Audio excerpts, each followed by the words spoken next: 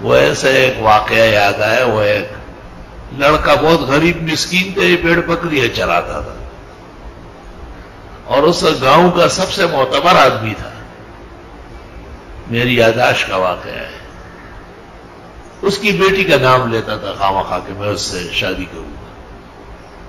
لوگوں نے بھی سمجھایا کہ بھئی اپنی حیثیت کو دیکھو. اس نے کہا واہ یہ کیا بات ہوئی.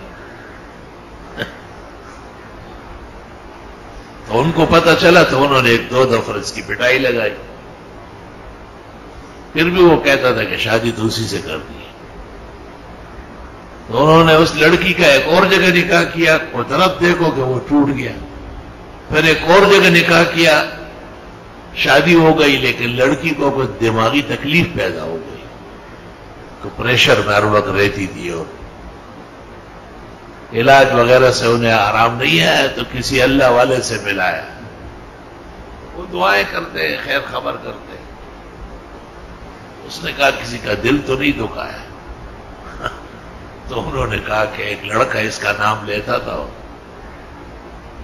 وہ پٹا ہے اس کے لیے. اس نے کہا اسی کے دینے کے بغیر نہیں ٹھیک ہوگی.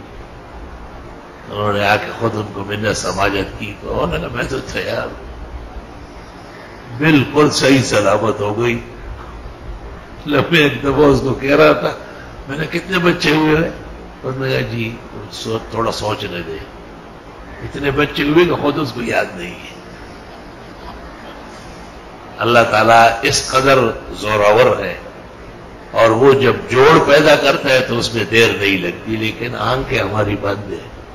عبرت بہت کم لوگ لیتے ہیں.